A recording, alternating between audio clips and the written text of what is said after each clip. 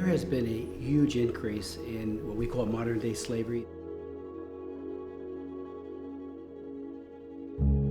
Human trafficking brings in close to $150 billion a year. Traffickers view big events as an opportunity to profit by the sale of another human being. There is a generation at risk that doesn't even realize the danger that they're being lured into. I'm Thomas Morstead, punter for the New Orleans Saints. Across this country, there's something sinister lurking: human trafficking.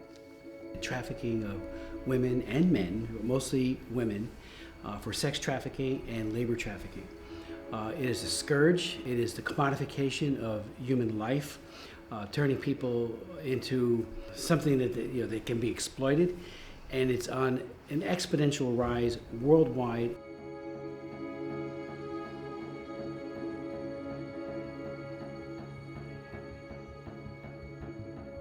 In the U.S., we've defined human trafficking in two main categories. There's sex trafficking, and then there's labor trafficking. For sex trafficking, if you're under 18 and involved in any kind of commercial sex or transactional sex, that's human trafficking. If you're trading sex for anything, we've determined that if you're under 18, you're not old enough to make that decision for yourself. Your brain's still developing, so we need to make sure to protect our kids against being trafficked. Now, if you're over 18, if you're being forced into it through violence or through manipulation, if somebody's tricking you through fraud or saying, this is a false passport, or we can get you this, or we can get you that, or if somebody's creating a whole world around you saying, this is your only option to sell sex, that's sex trafficking.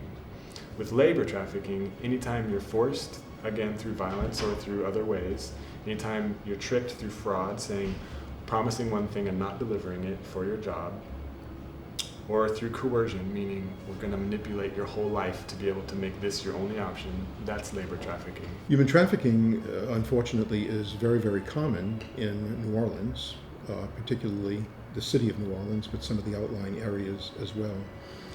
Not only does it take place with some regularity in some parts of the French Quarter and beyond, but whenever we have large events here, like several years ago with the Super Bowl, every year when we have the Sugar Bowl, and when there are Mardi Gras would be another example, this becomes a focus point for human trafficking. Where people are victimized through labor trafficking can be restaurants, domestic servants. Oftentimes people, especially foreigners, are brought into the country and end up working in in homes as housekeepers, forced to work that way. Beauty establishments, salons, nail shops, things like that. Can't forget about construction workers, farm workers. So it is happening all over. We recently had Loyola University do a study of our young people here at Covenant House. And what they found was that about 14% of our young people have been involved in sex trafficking. And if you include the sex industry and the strip joints here in New Orleans, then the number would climb to about 25%. What that means is in a typical year, I will see a minimum of 87 young people who have been sex trafficked. If I include strip joints, the sex industry, and the trafficking together, it's over 150 young people, females and males, who have been involved in our sex industry. When we think about the sphere of human trafficking, I think from a law enforcement perspective, it's safe to say that nothing would surprise us. The people that are doing this oftentimes exploit those that are most vulnerable by exploiting the children, by exploiting women who are very vulnerable, by exploiting workers who are not getting a just wage and promising them a greater job in our country or another country. Playboy philosophy has unleashed, again, this sense of entitlement that is very strong in our society.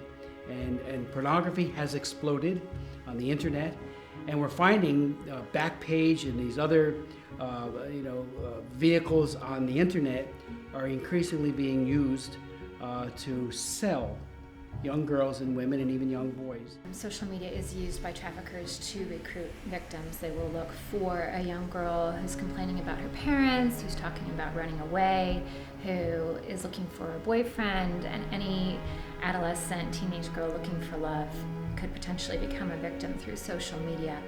We also find that many of the victims were abused physically or mentally as a child.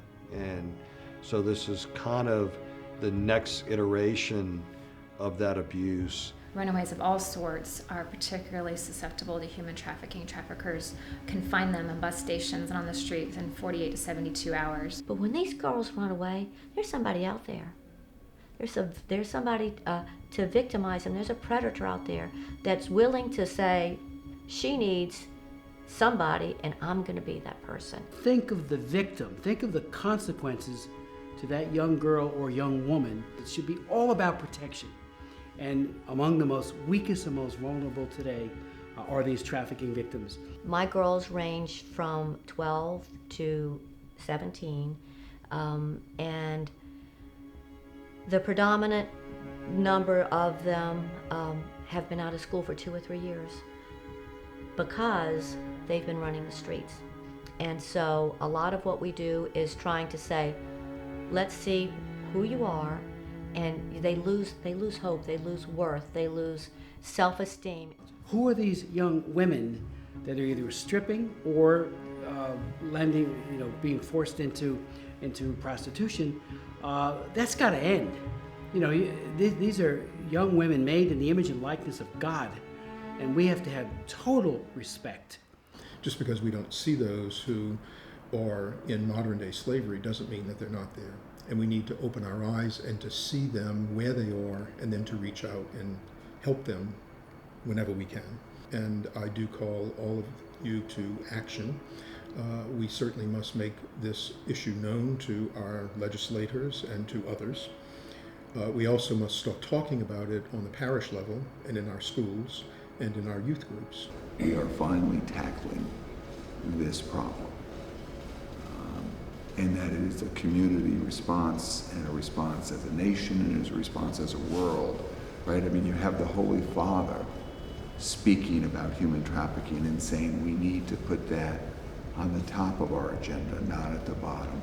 So we as a community, and I will say this as a Christian community, we can gather around these young adults and we can inform them of not only the evils that are out there, but also how to guard themselves. The internet is not a very safe place, and I think every parent needs to have that talk, not once, not twice, but multiple times with their young daughters and sons about being on the internet and the risk of being lured into a situation that could cause irreparable damage and even death. Be engaged with understanding who is my child speaking with, by being engaged in being concerned if they see unusual behavior, a drastic personality change in their child, inappropriate dress, possibly some things that may seem innocent, like tattooing, that just looks like that's not my child.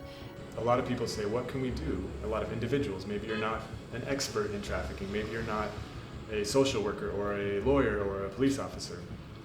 Maybe you just encounter a situation where your red flags are going off and you're saying, this doesn't look right. I encourage you to keep your eyes open, keep your ears open. When you go into a restaurant, when you go into a bar, into a club, when you go to a construction site, keep your eyes open. On the surface, they may not seem like victims, they may not seem that they are being trafficked, but listen to what they say. Listen to the hints, are they being forced to be there? Have documents been taken away from them? Are they able to go freely at any time, on the time they're not at the work site? Those type of things we must pay attention to. There was a young woman that worked at a truck stop in Louisiana, and she had looked on Facebook before she went to work, and there was a post by a television show, and this television show said that there was a young woman that was missing. it was through missing and exploited children. And so this young woman looked, and she looked at all of the facts and everything, and then the young woman went ahead and she went to work. And little did she know that that evening, that young woman that had been kidnapped, she was a teenager, came to the truck stop, and she recognized her. She went ahead and she called 911, she called the sheriff's office, and the sheriffs responded immediately, and that young woman was saved. Victims need to know that there's hope for them, that the way that they've been treated is not who they are, and that they can be seen again as people with dignity and a future. There's a lot of work to recover that we all need to help them with. That includes mental health support, that includes housing, that includes jobs and wraparound job training. Those are all elements that we can all join together and support those survivors of trafficking. Many times, our feet may not be able to go where our prayers can, and everybody can pray. To learn the facts about human trafficking, please visit polarisproject.org.